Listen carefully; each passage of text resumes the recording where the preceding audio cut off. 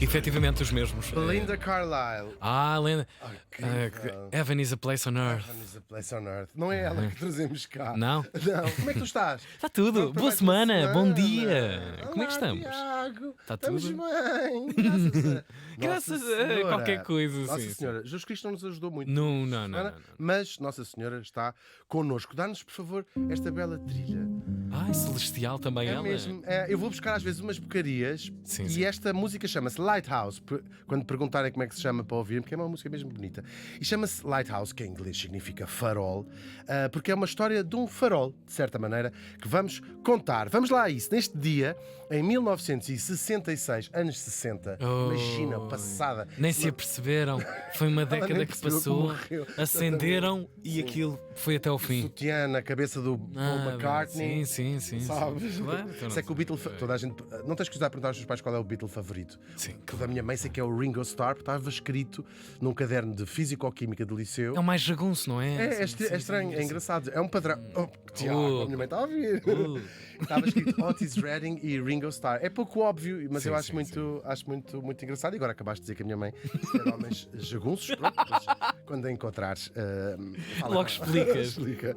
Estávamos, portanto, em 66 e morri em Lisboa. Espera lá. Calma lá. Aos 95 anos. Portanto, não era uma mulher dos anos Isso, 60. anos 60 e com 90 e tal anos. Uma mulher, rija. é mesmo, mas olha, uma mulher muito incrível. Falamos da médica e professora portuguesa Domitila de Carvalho. O nome completo dela, vou dizer porque o segundo nome dela é incrível. Domitila Ormizinda Miranda de Carvalho. Credo, O Ormizinda. que castigo. Os pais odiavam, na verdade. Castigo. Mas há assim uns nomes do século XIX bem curiosos. Isso buscar muito coisas de imperadores romanos, nomes da mitologia grega. Há muitos Aquiles, há muitas Zenóbias, há assim uns nomes muito Na engraçados. terceira ilha terceira, Sim. graças a Deus. Mas mantém-se ainda às vezes. Continuam a preservar. Continuam assim. E a Madeira também tem nomes bem antigos. Rubina, assim, umas coisas Sim, mesmo sim. antigas que conservam, que acho bonito conservarem essa herança também cultural. Bom, ela nasceu em 1871 em Travanca, Santa Maria da Feira.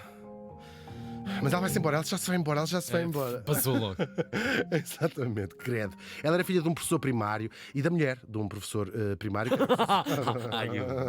pai, agora vamos buscar os votos Kleenex. Ele morreu quando ela tinha um aninho, ficou órfão de pai com um ano. E lá ficou a mulher do tal professor primário com 3 filhos, a cargo, não era fácil. A história podia ir pela ladeira abaixo, que é como tu gostas, não é? Claro. Fome, então não tem fome. E a mãe não lhe batia, não há Descalços, não sei porrada. quê, atravessam o oceano e ficam milionários.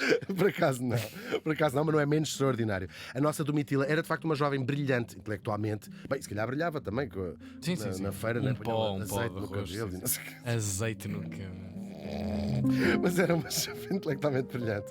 E vai estudar para o liceu, primeiro em Castelo Branco, depois dá assim umas voltas grandes. Ainda também estudou em Bragança, em Leiria, provavelmente acompanhando a família, o que já era de si uma originalidade para as raparigas daquele final do século XIX. Muito raramente iam para o liceu. Mas ela não se vai ficar por aqui. Foi uma aluna brilhante e, acabando o liceu, resolve continuar a estudar como faziam os rapazes brilhantes depois do liceu. Ou seja, vai inscrever-se na universidade, no caso na de Coimbra. Estamos em 1891, quando ela é admitida. E vai se tornar, assim, a primeira mulher portuguesa a frequentar uma universidade. Uau, que Verdade. vanguarda. Já cá trouxemos a primeira médica, esta é a primeira 1891. É verdade, é a primeira mulher portuguesa a frequentar uma universidade, no caso a Universidade de Coimbra. Pelos relatos que temos, ela foi bem recebida pelos seus colegas, tendo apenas a instrução, por parte da reitoria, não é? De que ela se devesse vestir de forma discreta, sempre de preto. Os rapazes também já iam, nesta altura, isso mesmo às aulas de capa e batina, era a tradição. Portanto, ela sempre de preto e composta. E é assim que a nossa Domitila vai deixar de usar tops e mini saias. Sim. Ela tinha um piercing no umbigo, também teve que tirar. As rastas, cortou aquilo tudo. Claro. Imagina. Imagina. Século XIX, rastas, mini saia. E limpou a cara, né? Que ela às vezes parecia uma palha. Bem, não quero. Estou a brincar. Uns aninhos depois, vai se tornar a primeira mulher licenciada em Portugal. No caso, prestem bem atenção, com 3 licenciaturas. Primeiro em Matemática, em 1894, depois em Filosofia, no ano a seguir, e por fim em Medicina, em 1904, com 16 valores. Que brilhante. Incrível. O caso teve tanta repercussão, Tiago, nacional, claro, que a madrinha de curso dela foi a própria rainha Dona Amélia, que lá foi em 1904. Até a rainha disse, eu quero assistir a isto. Ai, filha, eu não sou muito ler, mas admiro quem seja. Mas também não sou menos para não lá estar, não é? Sim, brilhante. 3 licenciaturas. A primeira mulher licenciada em Portugal. em 3 licenciaturas, claro. Acabada a sua formação, ela vai trabalhar como médica, que foi sobretudo isso que ela fez durante a vida, para a Assistência Nacional aos Tuberculosos. E depois, o interesse dela era sobretudo a saúde maternal e infantil.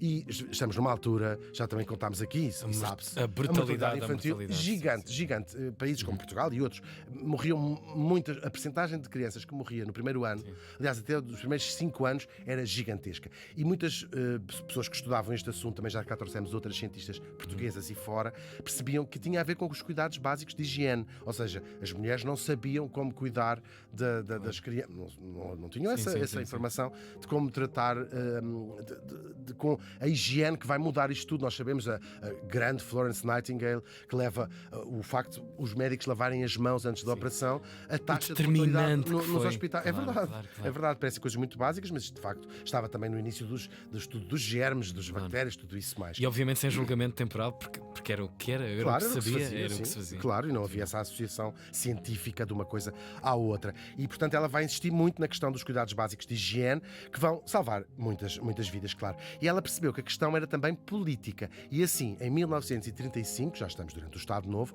ela vai concorrer a um cargo de deputada na Assembleia Nacional. Junto com Maria Batista Guardiola e Maria Cândida Parreira, tornam-se as 3 primeiras deputadas portuguesas em 1935. Sim, Não se fartou de acumular mesmo estreias incrível. absolutas. Estamos em ditadura, havia aquela Assembleia Nacional, elas Claro, concorreram. Além dela ser uma oradora brilhante, estão muitos discursos que ela fazia na Assembleia Nacional, ela vai ser também responsável pela legislação para incluir a disciplina de higiene e cuidados infantis no ensino, no caso no ensino liceal, mas pronto, com a ideia de que isso depois estivesse a formar pessoas que depois iam informar as outras. Ela era conservadora politicamente, sim, era uma mulher bastante conservadora e até católica e tudo mais, mas vai-se alinhar, percebe que o facto de ser muito conservadora não significa que as suas lutas não fossem comuns com outras pessoas de outras visões do mundo e de quadrantes. Sim. E, portanto, vai, claro, juntar-se a outras mulheres, como aquelas feministas que nós temos aqui tanto falado, vai pertencer à Liga Republicana das Mulheres Portuguesas, a secção feminina da Liga Portuguesa da Paz.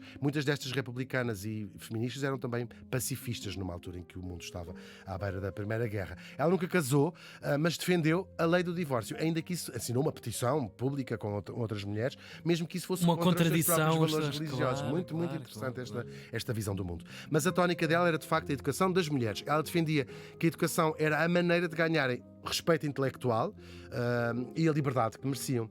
Muito interessante esta tónica, que também não é a única dela, dizer, não é só o direito de votar ou de trabalhar ou não sei o quê, é também sermos reconhecidamente, intelectualmente, pares com os homens.